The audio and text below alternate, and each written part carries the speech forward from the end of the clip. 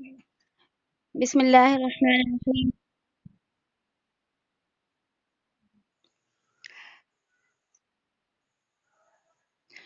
وہ سبق شروع کریں گے نا باجی، جب ہم شروع کر لیں گے آج صرف تھوڑی سی نماز کی فضیلت کے متعلق ہی تھوڑی سی میں بات کروں گی بس نا۔ سبق انشاءاللہ ہمارا جب کلاس اسٹارٹ ہوگی تو سبق پہلا ہمارا جب ہی شروع ہوگا۔ تھوڑی سی آج اہمیت کے حوالے سے میں بات کروں گی۔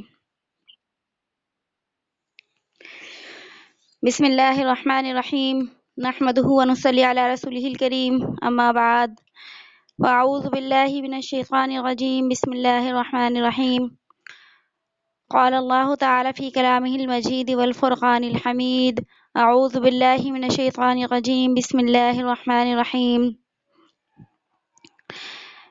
إن الصلاة تنهى عن الفحشاء والمنكر، وقال النبي صلى الله عليه وسلم من حافظ على الصلاة كانت له نورا وبرهانا ونجاة يوم القيامة، ومن لم يحافظ لم يكن له نور وبرهان ونجاة يوم القيامة مع فرعون وهامان وأبي بن خلف.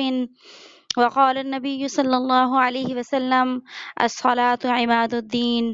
وقال النبي صلى الله عليه وسلم الصلاة معراج المؤمن، أو كما قال النبي صلى الله عليه وسلم آمنت بالله صدق الله مولانا العزيز الكريم وصدق رسوله النبي الكريم ونحن على ذلك لمن الشاهدين والشاكرين والحمد لله رب العالمين۔ اللہ پاک کا احسان اور اللہ پاک کا فضل کہ اس نے ہم سب کو انسان بنایا اور مسلمان بنایا اور آپ علیہ الصلاۃ والسلام کی امت کے اندر پیدا کیا۔ اللہ رب العزت نے کائنات کے اندر سب سے بڑی نعمت ایمان کو بنایا ہے۔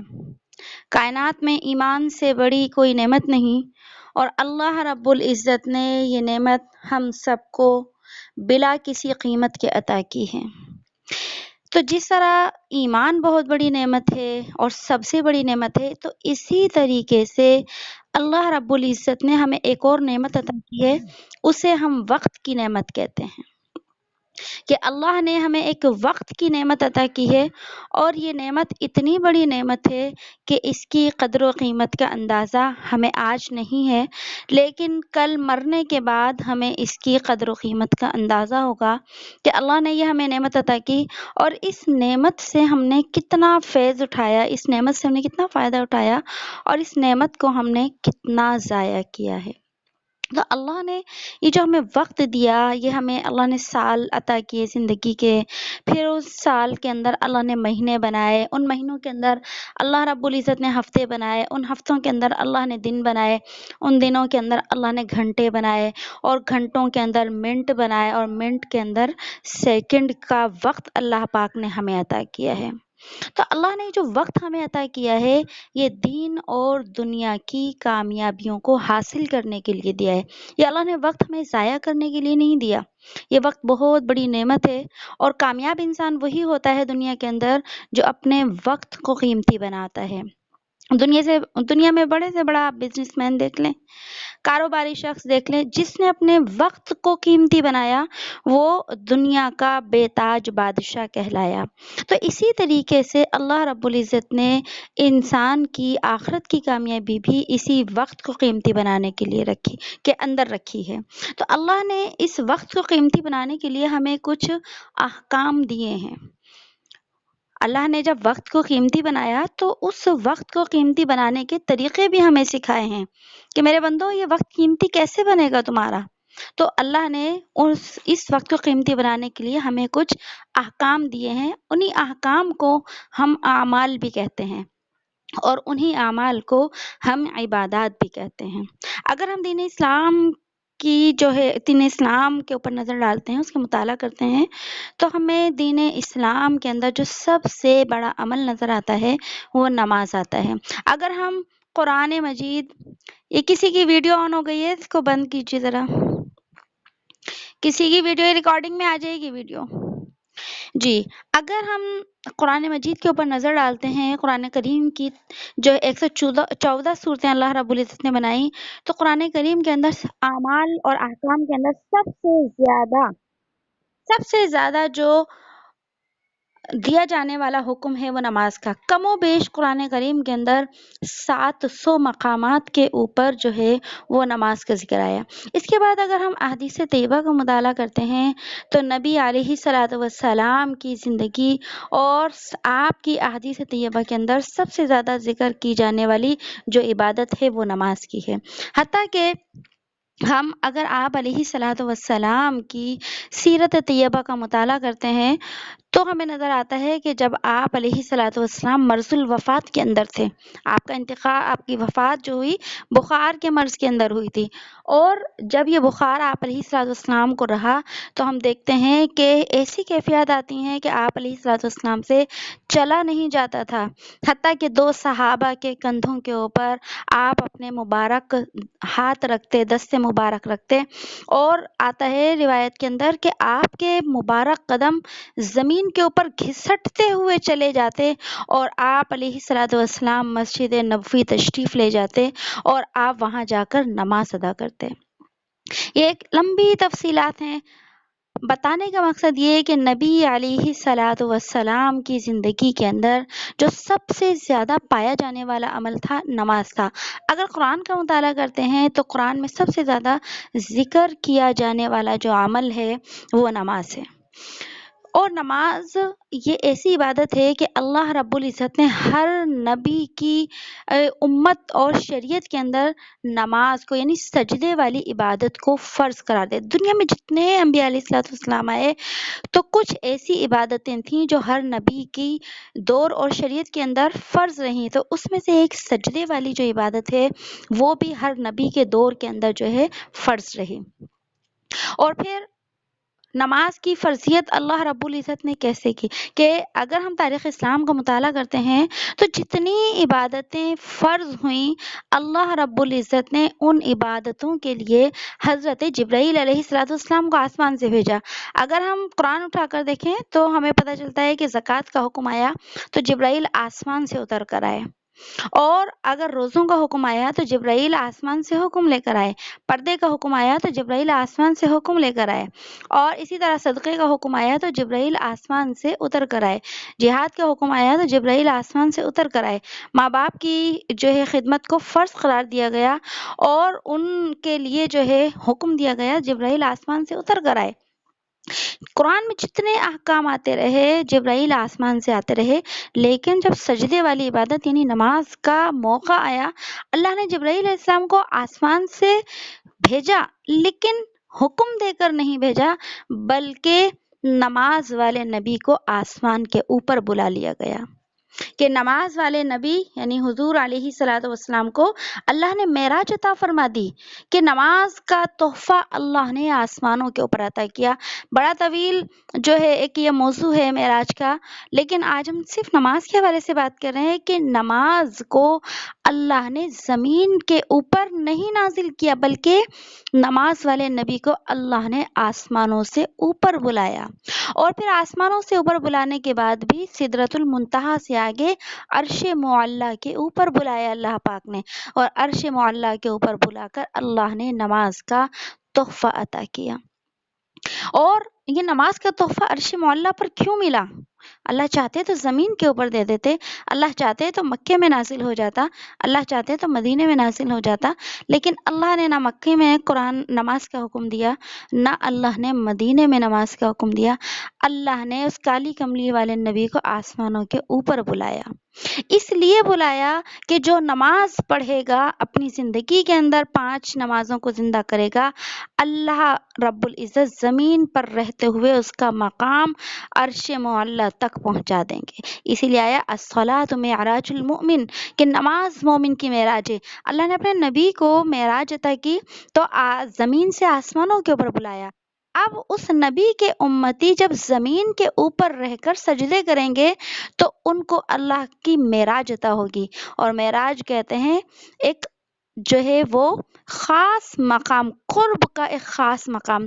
تو جب امت محمدیہ کے لوگ نماز ادا کرتے ہیں تو وہ اللہ سے سب سے زیادہ قریب ہوتے ہیں، اور نماز کے اندر بھی سجدے میں سب سے زیادہ اللہ کے قریب ہوتے ہیں۔ اب نماز کو دین اسلام کے اندر اتنی زیادہ اہمیت حاصل ہے کہ نماز کا جب حکم آیا تو نبی کو بلا لیا گیا. جب نماز فرض ہو گئی تو پھر نماز کے سکھانے کی باری آئی. اللہ چاہتے تو نماز کے طریقے کا الہام نبی کو کر دیتے. اللہ چاہتے تو وضو کے طریقے کا الہام نبی کو کر دیتے، وہی بھیج دیتے. خالی آپ کو جو ہے کسی اور طریقے سے سکھا دیا جاتا، لیکن اللہ رب العزت نے نماز وہ عمل بنایا اور بتایا کہ اس کو سکھانے کے لیے بھی اللہ نے فرشتے کو بھیجا. آتا ہے کہ جب نماز کے لیے اذان کا موقع آیا کہ آج جیسے نماز سے پہلے اذان دی جاتی ہے، تو اذان کی جو کلمات ہیں، اذان کا جو طریقہ ہے، وہ ایک صحابی کو خواب کے ذریعے جو ہے وہ دکھائے گئے. ایک طویل واقعہ ہے. تو صحابی کو خواب کے اندر وہ سارا منظر دکھایا گیا، اور پھر ان صحابی حضرت ابو محذورہ رضی اللہ تعالیٰ عنہ، انہوں نے آ کے اللہ کے نبی صلی اللہ علیہ وسلم کو بتایا، اور اس کے بعد سے اذان اسی طرح دی جانے لگی.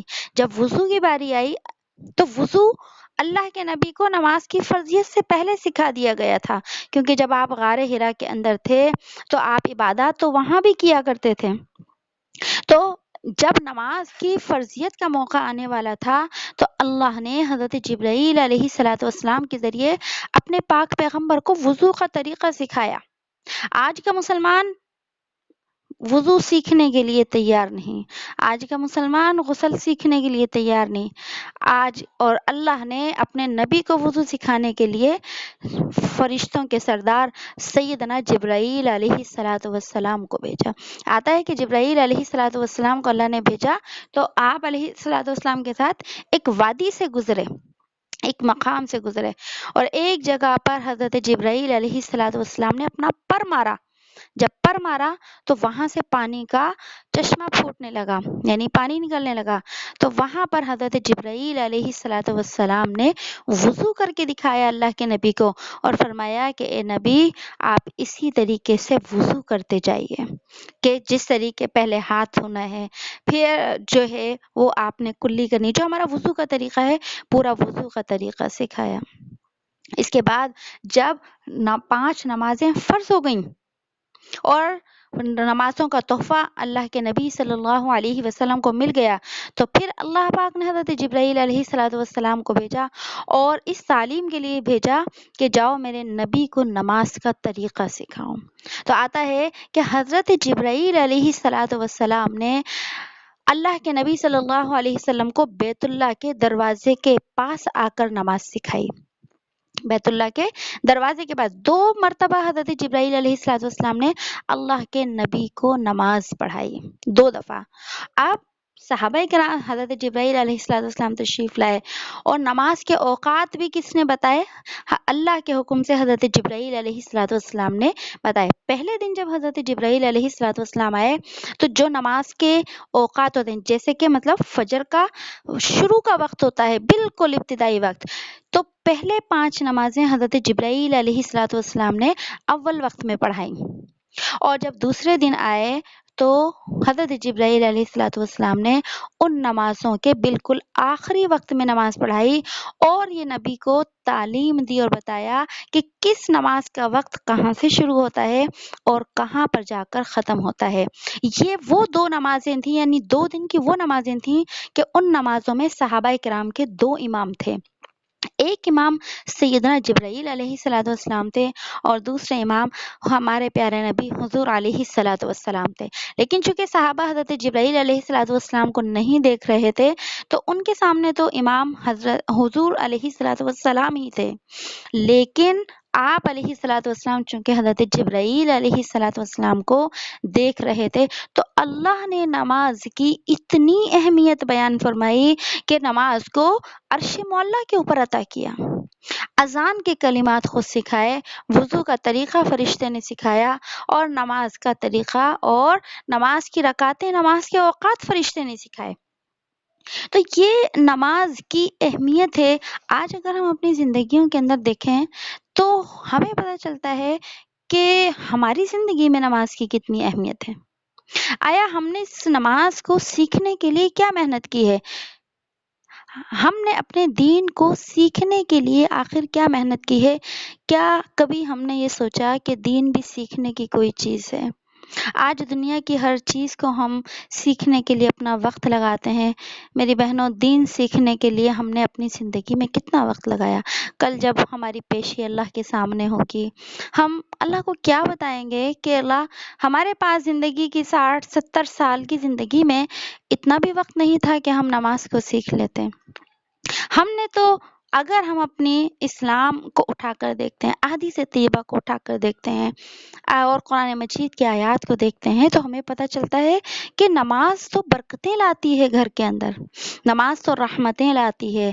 اگر ہم صحابہ کی زندگی کے واقعات کو پڑھتے ہیں تو صحابہ کی نماز تو وہ نماز تھی جو مردوں کو زندہ کرا دیا کرتی تھی۔ ایک یہودی عورت کا واقعہ آتا ہے کہ اس نے جو ہے وہ کیا کر لیا، ایمان قبول کر لیا، اسلام قبول کر لیا۔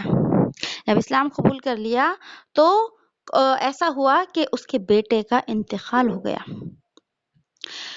اس کے بیٹے کا انتقال ہو گیا تو وہ بہت زیادہ پریشان ہوئی، روئی اور کہنے لگی کہ میری قوم یہ کہے گی کہ تو نے ایمان قبول کیا اس لیے تیرے بیٹے کا انتقال ہو گیا۔ تو وہ آتی عورت ایسا روئی اللہ کے سامنے نماز کے اندر، اس نے نماز پڑھ کر ایسی دعائیں مانگی کہ اللہ نے اس کے مرے ہوئے بیٹے کو زندہ کر دیا۔ اللہ تو طاقت رکھتے ہیں نا، انسان تو طاقت نہیں رکھتی، لیکن اس کی نماز کی طاقت ایسی تھی کہ اللہ نے مردے کے اندر جان ڈال دی۔ حضرت عمر رضی اللہ تعالیٰ عنہ کے واقعات کے اندر آتا ہے کہ ایک بوڑھی عورت آتی ہے حضرت عمر رضی اللہ تعالیٰ عنہ کے دور میں اور کہتی ہے، عمر، فلاں جگہ پر زمین کے اوپر جو ہے میرا تیل گر گیا ہے۔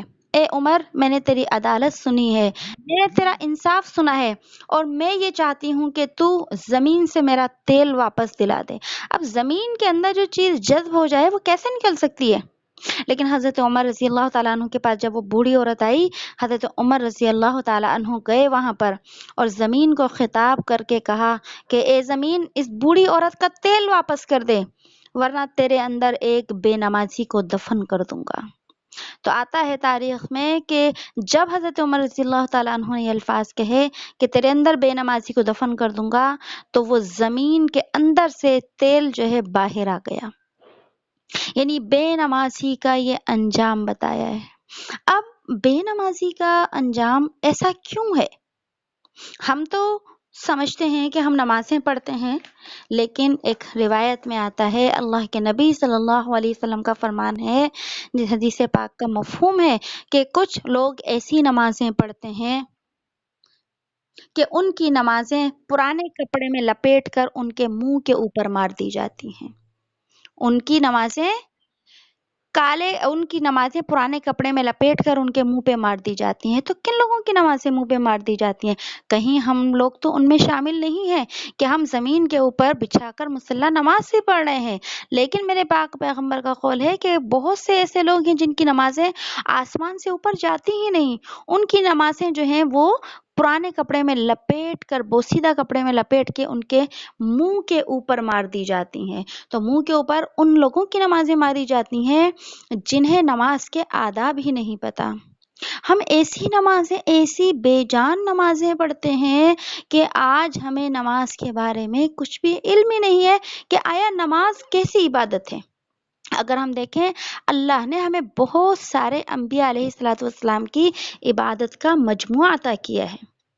کیسے کہ فجر کی جب ہم 2 رکعت نماز پڑھتے ہیں تو یاد رکھیے، فجر کی نماز، فجر کے وقت میں سب سے پہلی 2 رکعت نماز حضرت آدم علیہ الصلوۃ والسلام نے پڑھی تھی۔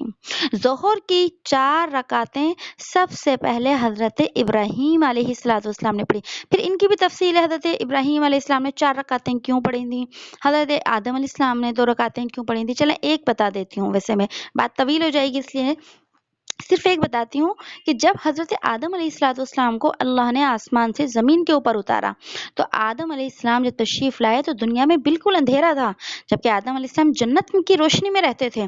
جب دنیا میں آدم علیہ السلام آئے، بڑے پریشان ہوئے کہ یہاں تو دنیا ایسی ہے کہ اندھیرا ہی اندھیرا ہے۔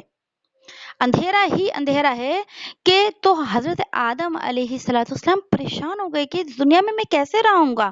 تو جب صبح صادق ہوئی اور اندھیرا کم ہونا شروع ہوا اور روشنی پھیلنا شروع ہوئی تو آدم علیہ السلام نے اس وقت 2 رکعت نماز ادا کی. ایک رکعت رات کے اندھیرے کے چلے جانے کے شکر کی وجہ سے اور دوسری رکعت صبح کی روشنی نکلنے کی وجہ سے، شکر کی وجہ سے. اللہ پاک کو آدم علیہ السلام کی یہ 2 رکعتیں اتنی پسند آئیں کہ امت محمدیہ پر قیامت تک کے لیے فجر کی 2 رکعتیں فرض کر دی گئیں. تو یہ پہلے نبی کی عبادت. جب ظہر کا وقت آیا تو ظہر کی 4 رکعتیں حضرت ابراہیم علیہ السلام نے پڑھی اور عصر کی 4 رکعتیں حضرت یونس علیہ السلام نے پڑھی اور مغرب کی 3 رکعتیں حضرت داؤد علیہ السلام نے پہلے پڑھی اور عشاء کی 4 رکعتیں سیدنا موسیٰ علیہ السلام نے پڑھی. تو یہ 5 نبیوں کی عبادت کا مجموعہ ہے جسے نماز کہتے ہیں. اب یاد رکھیے، ایک ہی نماز پڑھنا، ایک ہی نماز کا اہتمام کرنا اور ایک ہے نماز کی حفاظت کرنا، یہ 3 چیزیں ہیں. آج تو آج ہماری زندگی میں نماز کی کوئی اہمیت ہی نہیں ہے. ایک تو ہماری زندگی میں، ہمارے معاشرے میں وہ لوگ ہیں کہ جو کبھی نماز پڑھتے ہی نہیں. ایک کیٹیگری یہ ہے کہ جو لوگ جمعے کی نماز پڑھتے ہیں. ایسے مرد بھی ہوتے ہیں، ایسی عورتیں بھی ہوتی ہیں جو صرف جمعے کے دن ظہر کی نماز پڑھتے ہیں جمعہ کر کے. تیسرے نمبر پر وہ لوگ آتے ہیں جو کہ نماز پڑھتے ہیں لیکن یہ وہ لوگ ہوتے ہیں جن کو نماز پڑھنا نہیں آتی لیکن وہ نماز پھر بھی پڑھتے ہیں. چوتھے نمبر پر بہت کم لوگ ایسے ہیں جو نماز پڑھتے بھی ہیں اور انہیں نماز پڑھنا بھی آتی ہے. ہم یہ دیکھیں کہ ہمارا شمار کس کے اندر ہے. اگر ہمارا شمار ان لوگوں کے اندر ہے جو نماز نہیں پڑھتے تو بہت زیادہ فکر کی بات ہے. اور اگر ہمارا شمار ان لوگوں کے اندر ہے کہ جو نماز پڑھتے ہیں لیکن انہیں نماز پڑھنا نہیں آتی، کہ نماز کے مسائل سے واقف نہیں ہے، تو بھی بہت زیادہ فکر کی ضرورت ہے. اور اگر ہمارا شمار ان لوگوں کے اندر ہے کہ جو نماز بھی پڑھتے ہیں اور نماز پڑھنا بھی آتی ہے، مثلا نماز کے بنیادی مسائل سے واقف ہیں، تو ان کو شکر ادا کرنا چاہیے اور نماز کی دعوت کو عام کرنا چاہیے. پھر ان کی ذمہ داری یہ بنتی ہے کہ وہ دیکھیں ہمارے گھر کے اندر کتنے افراد نمازی ہیں، کتنے افراد ہمارے گھر کے اندر جو ہے وہ بے نمازی ہیں. کیونکہ ایک بے نمازی کے لیے آتا ہے کہ اللہ کے نبی صلی اللہ علیہ وسلم نے ارشاد فرمایا، جس کا مفہوم ہے کہ جس گھر کے اندر ایک بے نمازی ہوتا ہے تو اس گھر کی نحوست 60 گھروں کے اوپر پڑتی ہے. تو پھر اب ہم اپنے گھروں کے اندر دیکھیں کہ کتنے جو ہے ہمارے گھروں کے اندر بے نمازی ہیں. میں بتا رہی تھی، تھوڑا سا فرق سمجھا رہی تھی. ایک ہے نماز کا پڑھنا، ایک ہے نماز کا اہتمام کرنا اور ایک ہے نماز کی حفاظت کرنا. پہلے نمبر پر نماز پڑھنا آتا ہے. نماز پڑھنا، قرآن کریم اگر ہم اٹھا کر دیکھیں تو قرآن کریم نے نماز کے لیے پڑھنے کا لفظ نہیں استعمال کیا. قرآن کریم نے نماز کی حفاظت کا لفظ استعمال کیا. حافظو کا لفظ ہے، حفاظت کرو، نماز کی حفاظت کرو. نماز کی حفاظت کیا ہے؟ اگر ہم احادیث طیبہ اٹھا کر دیکھیں وہاں بھی یہی لفظ ملتا ہے، من حافظ علی الصلاۃ. ایک حدیث سنا کر آپ کو اس کی تھوڑی سی وضاحت کرتی ہوں. من حافظ علی الصلاۃ کانت لہ نورا وبرہانا ونجاۃ یوم القیامہ ومن لم یحافظ لم یکن لہ نور وبرہان ونجاۃ یوم القیامہ مع فرعون وہامان وابی ابن خلف. یہ ساری تفصیلات میں آج آپ کو اس لیے بتا رہی ہوں کہ اگر ہماری نظر میں اہمیت ہوگی تو ہم سیکھنے کی فکر رکھیں گے. اگر ہماری نظر میں اہمیت نہیں ہوگی تو پھر ہمیں سیکھنے کی لگن اور فکر بھی نہیں ہوگی. کیونکہ یہ دنیا کا دستور ہے کہ دنیا کی جس چیز کی ہماری نظر میں اہمیت ہوتی ہے ہم اس کے لیے اپنا وقت بھی لگاتے ہیں، ہم اپنا مال بھی لگاتے ہیں، ہم اپنا جان بھی لگاتے ہیں. اور جس چیز کی اہمیت ہماری نظر میں نہیں ہوتی بخدا ہم اس کو مفت میں لینے کے لیے تیار نہیں ہوتے. تو یہ دین بہت قیمتی چیز ہے. مال دے کر بھی اسے حاصل کیا جائے تو یہ بہت تھوڑی قیمت ہے. دین کی کوئی قیمت نہیں دے سکتا. تو آج اگر ہماری سمجھ میں یہ بات آ گئی تو ہم اپنا مال بھی لگانے کے اندر پریشان نہیں ہوں گے، اپنا وقت دینے میں بھی پریشان نہیں ہوں گے، کسی بھی طریقے سے اپنے ٹائم کی مینجمنٹ کریں گے، لیکن اپنے دین کو سیکھنے کی فکر اپنے اندر اور لگن پیدا کریں گے۔ حدیث میں بتا رہی تھی من حافظ علی الصلاۃ، اے میری امت کے لوگوں سنو، جس نے اپنی نماز کی حفاظت کی تو نماز کی حفاظت کا فائدہ کیا ہوگا؟ من حافظ علی الصلاۃ۔ اب حفاظت کیا ہے نماز کی، نماز کا اہتمام کیا ہے اور نماز کا پڑھنا کیا ہے، یہ انشاءاللہ کلاس کے دوران میں آپ کو بتاؤں گی، کیونکہ آج وقت کم ہے اس لیے میں صرف اس حدیث کی تشریح کر رہی ہوں۔ جو بہنیں کلاس اٹینڈ کریں گی انشاءاللہ پھر میں اس کا وقت تھوڑا سا اس کی تھوڑی سی ڈیٹیل وہاں بتاؤں گی۔ تو فرمایا من حافظ علی الصلاۃ، جو شخص نماز کی حفاظت کرتا ہے، اس نماز کی آج مصلی کے اوپر جو ہمارے سجدے ہیں تو اللہ سے کیا دلوائیں گے ہمیں؟ کانت لہو نورن، یہ نماز اس کے لیے نور ہوگی۔ نور کہاں؟ قبر میں جانے کے بعد، جیسے ہی ہمارے جسم کی آنکھ بند ہوتی ہے اور انسان کو قبر کی تنہائیوں کے حوالے کیا جائے گا تو میرے پاک پیغمبر کا فرمان ہے کانت لہو نورن، یہ نماز اس کے لیے نور ہوگی۔ تو یہ نماز اس کے لیے نور ہوگی۔ تو اب یہ نور ہم نے کہاں سے لے کر جانا ہے؟ یہ نور جو ہے ہم نے دنیا سے لے کر جانا ہے۔ اب دنیا سے ہم نے لے کر جانا ہے سجدوں کی شکل کے اندر، اور آگے فرمایا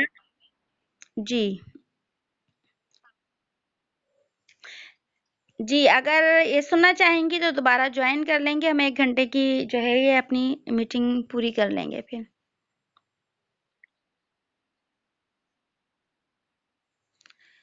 1 گھنٹے کی ہم نے میٹنگ رکھی تھی تو اپنی بات کو کمپلیٹ کر لیں گے پھر ہم انشاءاللہ۔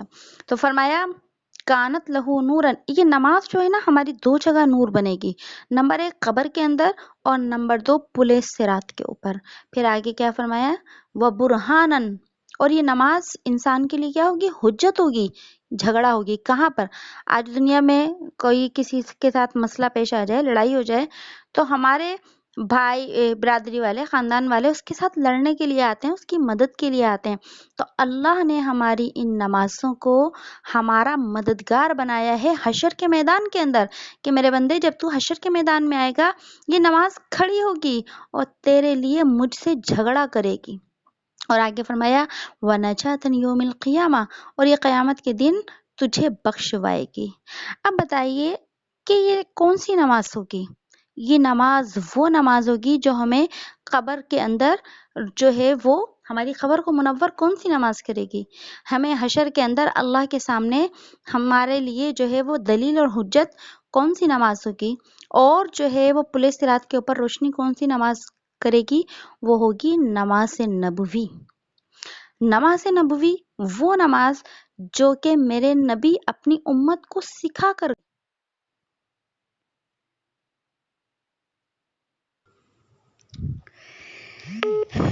جی تو دیکھیے نماز کا وہ فائدہ جو کل صحابہ کے دور میں تھا، نماز کی وہ برکتیں آج بھی باقی ہیں۔ قرآن کی جو برکتیں صحابہ کے دور میں تھیں وہ برکتیں آج بھی باقی ہیں، لیکن آج کے مسلمان کو نماز پڑھنے کے باوجود بھی وہ برکتیں حاصل کیوں نہیں ہو رہی؟ کیا وجہ ہے آخر؟ تو یاد رکھیے کہ نماز سے ہمیں برکتیں اس وقت ملیں گی۔ جی دیکھیے نماز کی بات چل رہی تھی تو دیکھیں کل صحابہ کے دور کے اندر جو نمازیں تھیں ان نمازوں کی جو برکتیں کل تھیں صحابہ کے دور میں وہی برکتیں آج بھی ہیں اس نماز کی۔ صحابہ کے دور میں قرآن کی جو برکتیں تھیں تو وہ برکتیں آج بھی اس قرآن کے اندر موجود ہیں، لیکن کل صحابہ اس نماز کی برکتوں کو حاصل کر گئے، آج کا مسلمان اس نماز کی برکت کو حاصل کیوں نہیں کر رہا؟ ہم نے تو سنا تھا کہ نماز سے رزق کی برکت آتی ہے، ہم نے تو سنا تھا کہ نماز سے رزق کی تنگی دور ہوتی ہے، نماز سے ہمارے مسائل حل ہوتے ہیں، نماز سے دل کو سکون ملتا ہے، نماز شیطان کا منہ کالا کرتی ہے، نماز جو ہے ہماری دنیا اور آخرت کو بناتی ہے۔ لیکن آج ہماری نماز، ہم نماز پڑھتے ہیں ہمارے مسائل حل نہیں ہوتے، آج ہم نماز پڑھتے ہیں ہمارے رزق کی برکتیں نہیں ہوتی، یا یہ کہ ہمیں یہ نماز وہ فائدہ نہیں دے رہی جو فائدہ دینا چاہیے۔ تو آخر اس کی وجہ کیا ہے؟ اس کی وجہ یہ ہے کہ آج ہم نے نماز کو نہیں سیکھا۔ قیامت کی سب سے پہلی نشانی میرے پاک پیغمبر نے فرمائی، جس کا مفہوم ہے کہ نماز سے خشوع اور خضوع کا نکل جانا، یہ قیامت کی پہلی نشانی ہے۔ آج ہم اپنی نمازوں کا حال دیکھیں کہ جب ہم نماز پڑھنا شروع کرتے ہیں تو جو چیز ہمیں یاد بھی نہیں ہوتی وہ بھی یاد آنا شروع ہو جاتی ہے۔ مصلی کے اوپر کھڑے ہوتے ہیں، ساری سسرال کی لڑائیاں ہماری ذہن کے اندر آ جاتی ہیں، سارے ہمارے بھولے ہوئے کام ہمیں یاد آ جاتے ہیں۔ ایسا کیوں ہوتا ہے؟ تو ایک واقعہ آتا ہے، حضرت امام اعظم ابو حنیفہ رحمۃ اللہ علیہ کے پاس ایک شخص آیا، کہنے لگا کہ حضرت میں جو ہے بہت وقت پہلے جو ہے ایک سفر میں گیا تھا، اور سفر میں جاتے ہوئے میں نے اپنا خزانہ جو ہے ایک جگہ دفن کر دیا تھا۔ اب میں اتنے برسوں کے بعد جب اپنے گھر آیا ہوں تو مجھے یاد نہیں آ رہا کہ میں نے اپنا خزانہ کہاں دفن کیا تھا۔ میں نے اپنا خزانہ کہاں دفن کیا تھا؟ تو مجھے اس کا کوئی حل بتائیے۔ تو حضرت امام اعظم ابو حنیفہ رحمۃ اللہ علیہ نے فرمایا کہ جاؤ تم نفلوں کی نیت باندھ لو، نفل نماز پڑھنا شروع کر دو۔ تو وہ شخص گیا اور نفل نماز پڑھنا شروع کر دی۔ جیسے ہی اس نے نفل نماز پڑھنا شروع کر دی، فوراً اس کے ذہن کے اندر آیا، اوہو میں نے تو فلاں جگہ پر اپنا خزانہ دفن کیا تھا۔ پھر بہرحال اس نے جو نماز کی نیت باندھی تھی، نماز کی نیت جو ہے نماز پڑھ کر سلام پھیرا اور واپس حضرت امام اعظم ابو حنیفہ رحمۃ اللہ علیہ کے پاس آیا اور پوچھا کہ حضرت میں اتنا یاد کرتا رہا لیکن مجھے خزانہ یاد نہیں آ رہا، لیکن جیسے ہی میں نے نماز کی نیت باندھی تو مجھے خزانہ کیوں یاد آ گیا؟ تو حضرت نے فرمایا یہ شیطان تھا جس نے تجھے نماز سے غافل کرنے کے لیے تجھے تیرے خزانے کی یاد دلاتی۔ تو پتہ چلا کہ شیطان ہمارا اتنا بڑا دشمن ہے، جو ہماری سب سے قیمتی عبادت ہے اس نے ہماری سب سے قیمتی عبادت کو بے جان کر دیا ہے۔ آج ہماری دعائیں بے جان ہو چکی ہیں، آج ہماری عبادات بے جان ہو چکی ہیں۔ آج ہم نماز پڑھتے بھی ہیں تو ہماری نماز کے اندر وہ لذت نہیں ہے جو لذت ہماری نمازوں کے اندر ہونی چاہیے۔ جو نمازیں اللہ کے جو ہے خزانوں کے دروازے کھلوایا کرتی تھیں، آج ہماری نمازوں کے اندر وہ جان نہیں ہے۔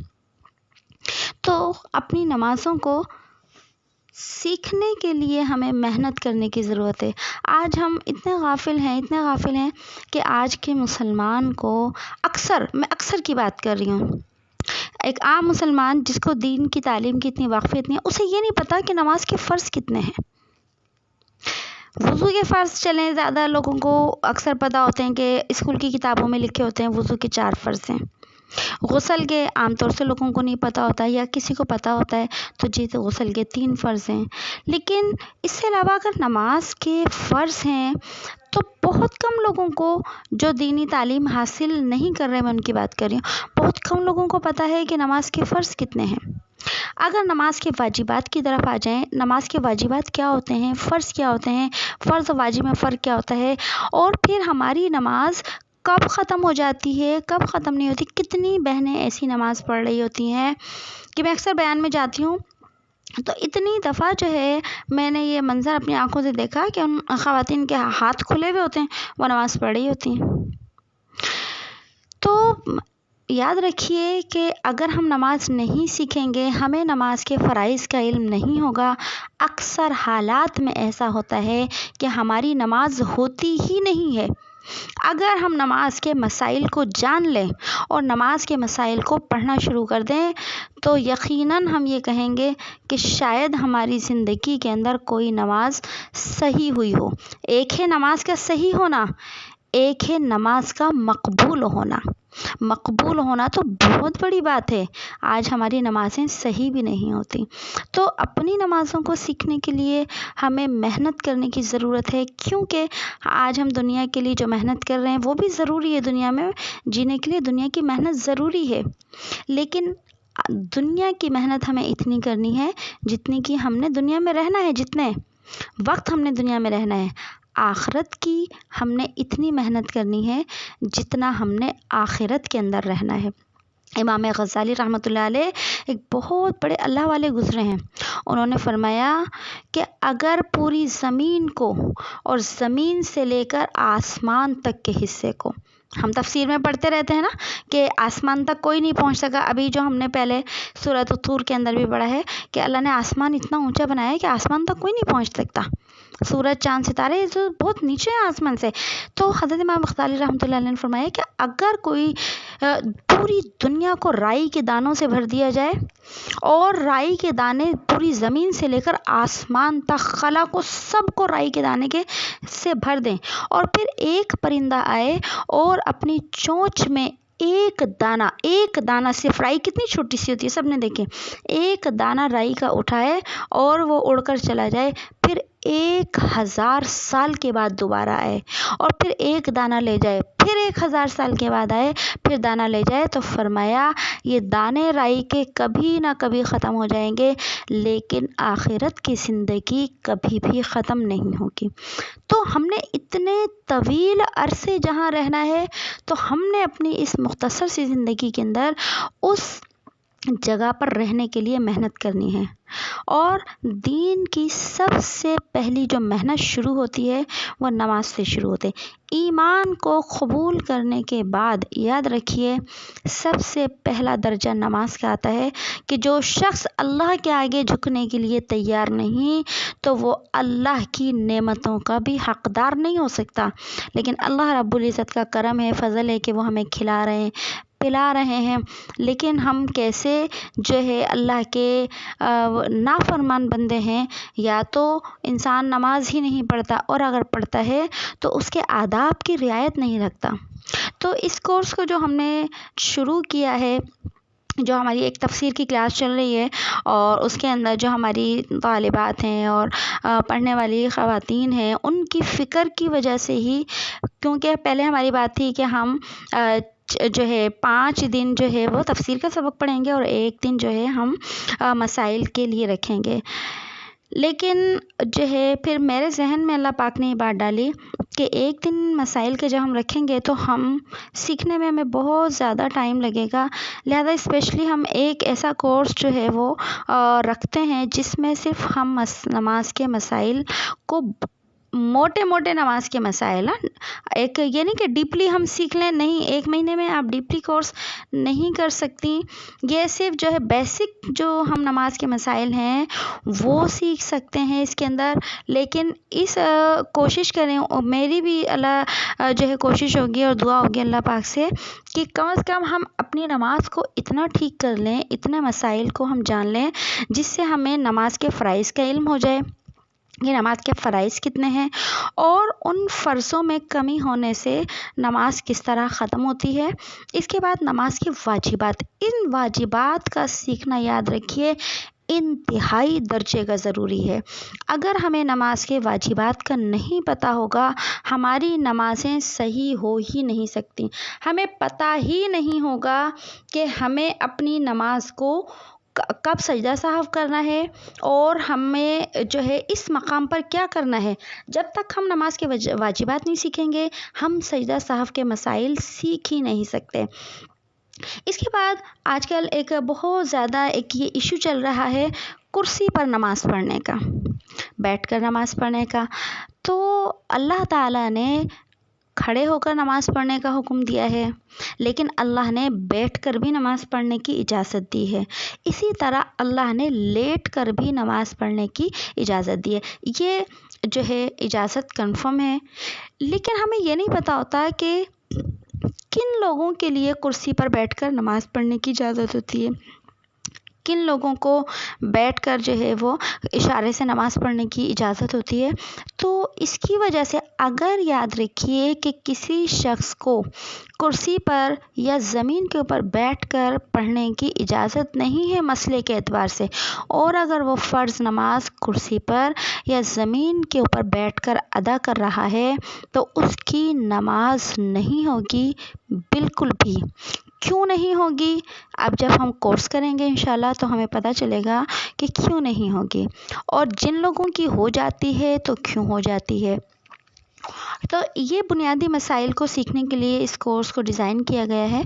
تو اس کے اندر جو ہے آپ جو پڑھنے والی مستورات ہیں وہ اپنے مسائل کے لیے کوشچننگ بھی کر سکتی ہیں، پوچھ بھی سکتی ہیں، اور جو ہے پرسنل میں بھی پوچھ سکتی ہیں، اور جو بنیادی مسائل ہیں ان کو اس کورس کے اندر جو ہے سکھایا بھی جائے گا، انشاءاللہ سمجھایا بھی جائے گا۔ تو آج کی جو بات تھی وہ صرف اور صرف اسی پر تھی کہ اگر ہمارے اندر اس چیز کی اہمیت پیدا ہو جائے، ہمیں اہمیت کا پتہ چلے گا، تو پھر ہمارے اندر فکر اور لگن پیدا ہوگی۔ جب فکر اور لگن پیدا ہوگی تو ہم وقت بھی نکال لیں گے اس کے لیے۔ جب عورتیں کہیں جانے کا ارادہ رکھتی ہوں یا کسی چیز میں بہت زیادہ شوق اور دلچسپی ہو نا ہماری، تو ہم اپنے گھر کے ہر کام کاج، اپنی چیزوں، اپنی ضروریات میں سے کیا کرتے ہیں، اس کے لیے ٹائم نکال لیتے ہیں۔ لیکن جس چیز کی ہماری زندگی میں اہمیت نہیں ہوتی تو یاد رکھیے ہم فارغ ہوتے ہوئے بھی فارغ نہیں ہوتے۔ ایک واقعہ آتا ہے، اللہ کے نبی صلی اللہ علیہ وسلم کے پاس ایک صحابی آئے، اور صحابی آ کر کہنے لگے، اے اللہ کے نبی، میرے گھر میں رزق کی تنگی ہے، رزق کی تنگی ہے، بتائیے میں کیا کروں؟ تو اللہ کے نبی نے فرمایا کہ جاؤ دیکھو تمہارے گھر کے اندر کوئی بے نمازی تو نہیں ہے۔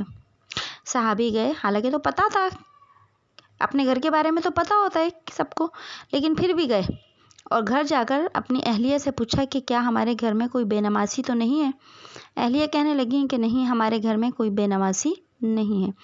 پھر اللہ کے نبی کے دربار میں آئے اور عرض کیا، یا رسول اللہ، میرے گھر میں کوئی بے نمازی نہیں ہے۔ تو اللہ کے نبی نے فرمایا کہ جاؤ اپنے گھر والوں سے پوچھو، کیا تمہارے گھر کوئی بے نمازی مہمان تو نہیں آیا تھا؟ اور جب صحابی جاتے ہیں، اہلیہ سے پوچھتے ہیں، تو اہلیہ بتاتی ہیں کہ ہاں، ہمارے گھر ایک بے نمازی مہمان آیا تھا۔ تو اللہ کے نبی کو پھر پیغام دیتے ہیں، بتاتے ہیں۔ اللہ کے نبی فرماتے ہیں کہ جاؤ اپنے گھر والوں سے کہو کہ جس جگہ وہ مہمان بیٹھا تھا اس جگہ کی مٹی لے کر آؤ۔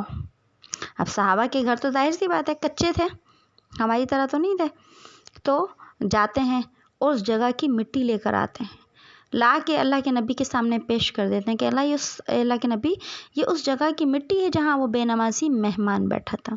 تو اللہ کے نبی فرماتے ہیں کہ جاؤ اس مٹی کو لے جاؤ اور فلاں جگہ لے جاؤ اور زمین کھود کر اس مٹی کو ڈال دینا۔ جب صحابی لے کر جاتے ہیں، جس جگہ بتائی گئی ہوتی ہے مٹی ڈالتے ہیں، تو زمین میں سے آواز آتی ہے، اس بے نمازی کی مٹی کو میرے اندر دفن مت کرنا۔ تو پھر اللہ کے نبی کے دربار میں لاتے ہیں، اللہ کے نبی، زمین نے قبول کرنے سے انکار کر دیا۔ تو پھر اللہ کے نبی فرماتے ہیں کہ اچھا جاؤ پانی پر لے جاؤ، دریا کے پاس، اور وہاں پانی کے اندر ڈال دینا۔ جب صحابی دریا کے اندر ڈالنے لگتے ہیں تو پانی سے آواز آتی ہے کہ اس بے نمازی کی مٹی کو میرے اندر نہ ڈالنا۔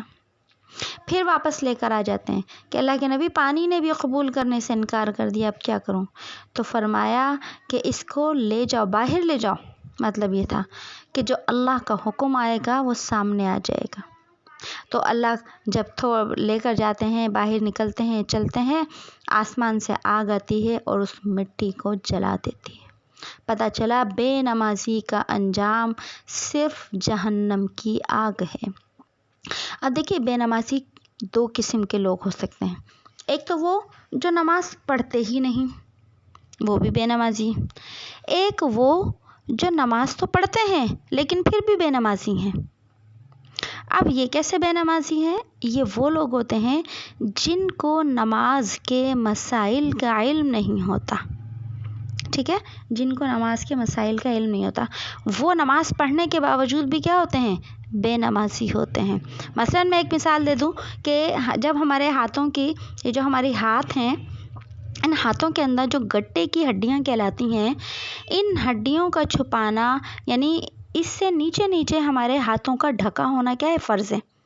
اب اگر ایک عورت ایسی ہے جس کے ہاتھ کھلے رہتے ہیں، دوپٹہ چھوٹا ہے، عام طور سے خواتین جو ہیں وہ لون کے دوپٹوں میں گرمی کے اندر نماز پڑھ لیتی ہیں، ہاتھ کھلے ہوتے ہیں، آستینیں بھی پوری نہیں ہوتی ہے، پوری بھی ہوتی ہیں تو بھی آستینیں کھسک جاتی ہیں، یاد رکھیے۔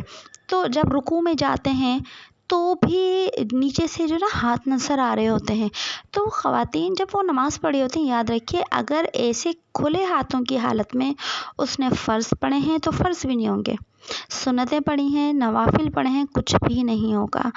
اب اس عورت نے اپنے لحاظ سے تو اس نے 5 نمازیں ادا کر لیں، لیکن حال اور کیفیت یہ تھی کہ اس کا سطر بھی پورا نہیں تھا، یعنی کہ اس کا جو فرض ہے نا، اس سطر کا چھپانا اپنے جسم کا ایک مخصوص جو ہے حصے کا چھپانا نماز کے اندر کیا ہے؟ فرض ہے۔ اسی کو ہم سطر بھی کہتے ہیں، یعنی جسم کا چھپانا۔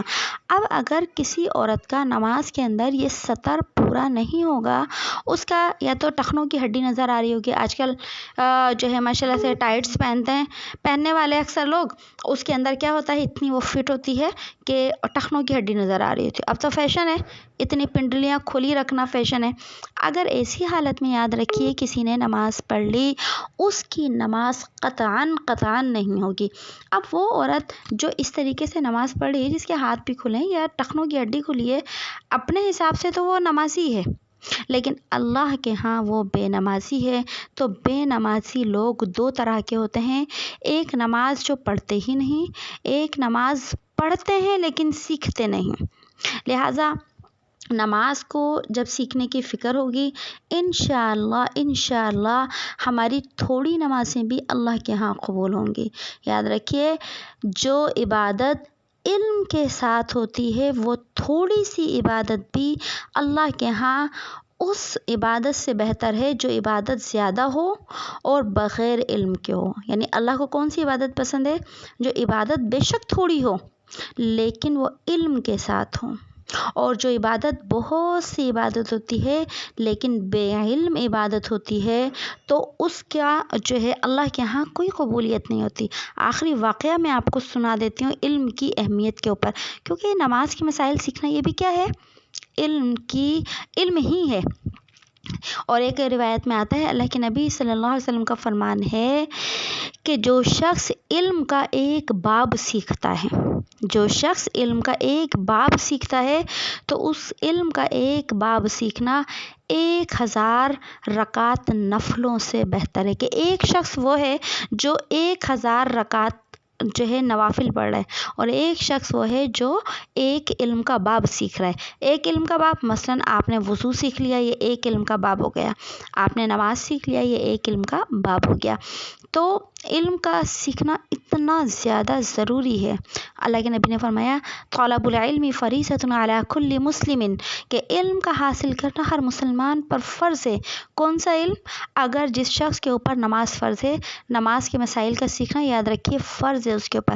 آج ہم سب جو ہیں بالغ ہیں، ہمارے اوپر نماز فرض ہے، تو اسی طریقے سے نماز کے مسائل کا سیکھنا بھی فرض ہے۔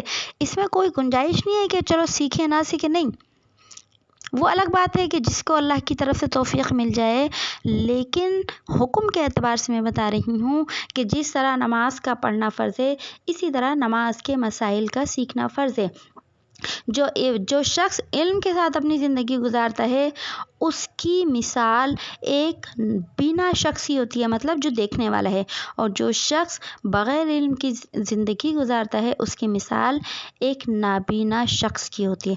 ایک آخری واقعہ بیان کرتی ہوں، اس کے بعد ہمارا ٹائم پورا ہو گیا، کہ شیطان جو ہے نا اپنا تخت جو ہے کہاں لگاتا ہے؟ سمندر کے اوپر۔ ابلیس جو ہے نا، ابلیس شیطان جسے ہم عام طور سے کہتے ہیں، اس کا نام جو ہے عزازیل بھی ہے، اور اس کو عرف عام میں ابلیس کہا جاتا ہے، اور قرآن میں بھی اس کا نام ابلیس آیا۔ یہ سب سے بڑا شیطان ہے، اور پھر اس کے بہت سارے چھوٹے چھوٹے جو ہیں شیطان کارندے ہیں، جن کو یہ روزانہ ہدایات دے کر دنیا میں بھیجتا ہے۔ جیسے جبرائیل علیہ السلام سب سے بڑے فرشتے ہیں، پھر دوسرے فرشتے ہیں، سارے کام کرتے ہیں۔ اسی طریقے سے ابلیس سب سے بڑا جو ہے وہ کیا ہے؟ شیطان ہے، اور پھر اس کے چھوٹے چھوٹے شیطان ہیں۔ تو یہ روزانہ اپنا تخت جو ہے کہاں لگاتا ہے؟ سمندر کے اوپر لگاتا ہے، اور جب اس سمندر کے اوپر لگاتا ہے اپنا تخت کے اوپر بیٹھتا ہے، اور جو اس کے جتنے بھی چیلے ہوتے ہیں نا، روزانہ کی رپورٹ دیتے ہیں آ کے کہ آج ہم نے یہ کیا، آج ہم نے یہ کیا۔ تو ایک شیطان آتا ہے، کہتا ہے کہ میں نے میاں اور بیوی کے درمیان جھگڑا کرا دیا، طلاق دلوا دی۔ تو شیطان بڑا خوش ہوتا ہے کہ بہت اچھا کام کیا۔ پھر اتنے میں ایک اور شیطان آتا ہے، وہ بتاتا ہے کہ میں نے ایک بچے کو علم حاصل کرنے سے روک دیا۔ علم حاصل کرنے سے. تو شیطان جب یہ بات سنتا ہے تو اپنے تخت سے اٹھتا ہے اور اس کو اٹھ کر گلے لگا لیتا ہے. بڑا اسے خوش ہوتا ہے, اسے جو ہے بہت شاباش دیتا ہے اور اسے گلے لگا لیتا ہے. تو وہ جو شیطان جو طلاق دلوا کر آتا ہے, وہ شیطان ابلیس سے سوال کرتا ہے کہ میں نے تو اتنا بڑا کام کیا کہ میاں بیوی کے درمیان طلاق دلوا دی, اس نے ایک بچے کو علم حاصل کرنے سے روکا, اس کا عمل تو اتنا بڑا نہیں تھا. تو اس نے کہا کہ تجھے نہیں معلوم کہ اس نے کتنا بڑا کام کیا ہے. اس نے کہا کہ چل آ میں تجھے دکھاتا ہوں. تو ابلیس جو ہے اس نے انسانی روپ اختیار کیا اور اس اپنے شیطان کو لے کر چلا. ایک آبادی میں جاتا ہے. آبادی میں جانے کے بعد ایک دروازے پر دستک دیتا ہے. جب دستک دیتا ہے, وہ ایک عابد کا گھر ہوتا ہے. ایک ہوتا ہے عالم, ایک ہوتا ہے عابد. عابد کہتے ہیں عبادت کرنے والے کو, لیکن اس کے پاس علم نہیں ہوتا, صرف وہ عبادت کر رہا ہوتا ہے. اور عالم کون ہوتا ہے کہ اس کے پاس علم بھی ہوتا ہے, عبادت بھی ہوتی ہے اور علم بھی ہوتا ہے. تو وہ پہلے ایک عابد کے گھر لے کر جاتا ہے, دروازہ بجاتا ہے. دروازہ جب بجاتا ہے تو وہ عابد جو شخص ہوتا ہے, اللہ والا ہوتا ہے بہت, تو وہ اندر سے پوچھتا ہے کون ہے. دروازہ کھولتا ہے تو وہ ابلیس کہتا ہے کہ میں جبرائیل ہوں. میں کون ہوں؟ جبرائیل ہوں, اور مجھے اللہ نے بھیجا ہے اور اللہ نے تجھے معراج کے لیے بلایا ہے. اب وہ جو عابد ہوتا ہے بڑا خوش ہوتا ہے, بڑا خوش ہوتا ہے کہ اچھا میں اتنا بڑا عبادت گزار کہ اللہ نے جبرائیل کو بھیج دیا میرے لیے, اور میرے لیے جو ہے اللہ نے معراج کا جو ہے وہ مجھے یعنی کہ معراج کے لیے بلایا. بڑا خوش اس کے ساتھ ہوتا ہے, اور ابلیس اس کو لے کر چلنا شروع کر دیتا ہے. ایک مقام پر لے جاتا ہے جہاں پہاڑیاں ہوتی ہیں. ایسے مقام پر اس کو چڑھاتا ہے, پہلی پہاڑی پہ چڑھاتا ہے, کہتا ہے دیکھیے پہلا آسمان ہے. پھر دوسری پہ چڑھاتا ہے, کہتا ہے دوسرا آسمان ہے. تیسرا, چوتھا, پانچواں, چھٹا, 7 پہاڑیوں کے اوپر اس کو لے کر چلتا ہے اور اسے بتاتا رہتا ہے یہ آسمان ہے. اور اس کے بعد جو ہے 7ویں پہاڑی سے اسے نیچے دھکا دے دیتا ہے. پھر اپنے اس چھوٹے شیطان سے کہتا ہے کہ اب تجھے ایک عالم کے گھر لے کر چلتا ہوں. جب عالم کے دروازے پہ جاتا ہے, عالم کا جب دروازہ بجاتا ہے تو عالم بھی پوچھتا ہے کون ہے. تو پھر وہ وہی جواب دیتا ہے کہ میں جبرائیل ہوں اور اللہ نے تجھے معراج کے لیے بلایا ہے. تو جیسے ہی وہ یہ کہتا ہے میں جبرائیل ہوں, معراج کے لیے بلایا ہے, تو عالم جو ہوتا ہے اندر سے کہتا ہے کہ ملعون, تو دفع ہو جا, تو شیطان اور مردود ہے, تو شیطان مردود ہے, تو دفع ہو جائے یہاں سے. کیونکہ عالم اس کو پتہ ہے, اس کے علم نے اسے بتایا کہ میرے نبی پر نبوت ختم ہو گئی, اب دنیا میں کوئی نبی نہیں آئے گا. اب جبرائیل کبھی وحی لے کر دنیا میں نہیں آ سکتے. جبرائیل کے لیے وحی کا دور ختم ہو چکا ہے. اللہ نے اپنے نبی کو خاتم النبیین بنایا. جیسے ہی وہ اس شیطان نے بات سنی, چیخ مار کر وہاں سے غائب ہو جاتا ہے. پھر اس کو بتاتا ہے کہ دیکھ یہ ہے علم, کہ اس کے پاس علم تھا تو اسے پتا تھا کہ اب دنیا میں کوئی نبی نہیں آئے گا. تو یاد رکھیے کہ جو تھوڑی سی عبادت ہو اور علم کے ساتھ ہو, وہ اس بہت ساری عبادت سے بہتر ہوتی ہے جو بغیر علم کے ہو. تو آج کی بات اسی کے اوپر ختم کرتے ہیں. اپنی نمازوں کو درست کرنے کے لیے فکر پیدا کیجیے. کہیں بھی علم حاصل کیجیے, کسی جگہ بھی حاصل کیجیے, لیکن مستند جگہ سے حاصل کیجیے. یہ بھی بہت امپورٹنٹ بات ہے. آج کل انٹرنیٹ کا دور ہے اور ہم لوگ سب چاہتے ہیں کہ ہم سہولت سے جو ہے اپنی زندگی گزار سکیں اور جو چیزیں ہمیں اچھے سہولت سے مل جائے. تو یاد رکھیے کہ دین کا علم حاصل کرنے کے لیے ہمیشہ مستند لوگوں سے دین کا علم حاصل کیجیے. ایسا نہ ہو کہ ہم دین حاصل کرنے کے لیے غیر مستند لوگوں کا انتخاب کر لیں اور پھر ہم جو ہے دین حاصل کرتے ہوئے بھی بے دین ہی کہلائیں. اللہ پاک ہم سب کو صحیح سمجھ عطا فرمائے اور اللہ پاک ہم سب کو دین سیکھنے کی اور توفیق عطا فرمائے, اس کی فکر کرنے کی توفیق عطا فرمائے. وآخر دعوانا ان الحمدللہ رب العالمین. تو مجلس کے برخاست کی ہم دعا پڑھ لیتے ہیں اور اس کے ساتھ ہی جو ہے پھر کلاس جو بھی بہنیں لینا چاہیں گی تو وہ جو ہے مجھ سے رابطہ کر لیں یا ہمارا سے رابطہ کر لیں, ان کو بتا دیں اور جو ہے اس کے ساتھ ہی ابھی تک تو ہم نے کلاس کی جو ٹائمنگ کا اعلان کیا ہے وہ رات 9 بجے سے 10 بجے تک کا ہی کیا ہے، اور اس کے اندر یہ بات تھی ہمارے سامنے کہ اس میں اکثر جو ہے ہم اپنے کام کاج سے عشاء کی نماز سے فارغ ہو جاتے ہیں، اور اگر اکثر بہنوں کی کچھ اور جو ہے وہ چاہت ہوگی تو اس کو دیکھ لیا جائے گا، لیکن زیادہ بہتر 9 اور 10 بجے کا ٹائم ہے۔ اور اس کلاس کو یا ہم کل سے شروع کرتے ہیں یا ہم سیٹرڈے سے شروع کرتے ہیں، یہ انشاءاللہ آپ کو بتا دیا جائے گا۔ اگر کسی کا کوئی سوال ہو وہ کرنا چاہیں تو بے شک وہ کر سکتی ہیں، اور جو ہے اس کے بعد ہم مجلس کے برخاست کی دعا پڑھ لیتے ہیں۔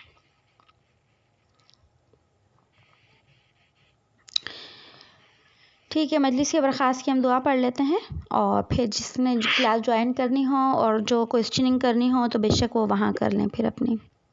ٹھیک ہے، بسم اللہ الرحمن الرحیم، سبحان اللہ وبحمدہ، سبحانک اللہم وبحمدک، نشہد ان لا الہ الا انت، نستغفرک ونتوب الیک، سبحان ربک رب العزۃ عما یصفون، والسلام علی المرسلین، والحمد للہ رب العالمین۔ ساری بہنوں کو السلام علیکم ورحمۃ اللہ وبرکاتہ۔